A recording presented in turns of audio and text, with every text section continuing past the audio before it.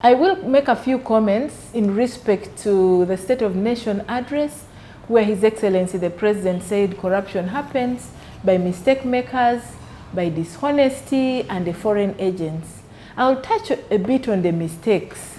When you are charged with responsibility in a public office and due to your negligence or incompetence, corruption happens under your responsibility, then according to the law, such a person is in breach and is culpable.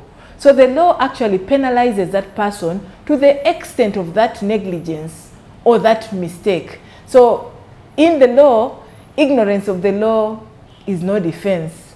So everybody who takes up a public office should be responsible enough, should pay attention to detail, because a leader is a moral person who basically self-identifies as that moral person because he possesses the moral identity and the integrity and ethics in decision making and even in processes for ethical outcomes. So if you allow a mistake to happen when you are in your responsibility as a leader, then you're basically negligent, and the law punishes such a leader for negligence, because a moral person is that person who possesses trust of integrity and honesty and has got roles within that responsibilities and is supposed to model the behavior of that moral ability in him.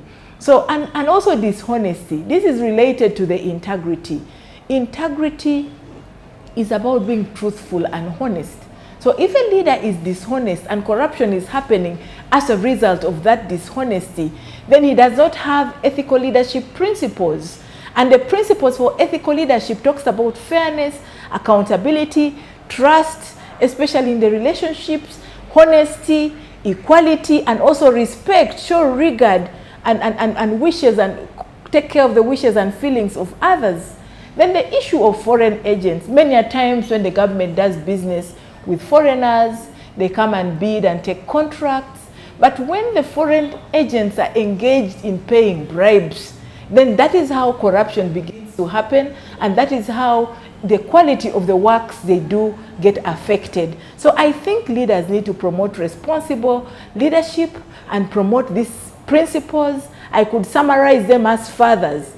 The first F is for faithfulness in the way we interact and expect to be treated, accountability for the decisions we make, even for the mistakes we make, and trust, especially in building great relationships on the basis of trustworthiness and honesty, being able to discuss truthfully, being down to earth, and promoting equality without discrimination of anyone, and also promoting respect and showing regard for the feelings of others, and promoting a harmonious work environment. So if leaders emulate this leadership, ethical leadership principles with integrity, I think we will not go wrong. We will avoid the negligence and the mistakes which were referred to. We will avoid the shoddy businesses and dishonesty, and we will be working truthfully and promote national development for this country, because in so doing, we'll be saving a lot of money from these mistakes, from the distrust and dishonesty, and from the negligence by some leaders out there. So a negligent leader is the leader who is not competent enough to take responsibility, and he cannot plead and say it was a mistake. He needs to own up his responsibilities. Like I said, even leaders make mistakes. They make mistakes, but they need to accept those mistakes. How they rise up from the mistakes is very, very important. You rise up from the mistake and not make a mistake and remain down there with a mistake.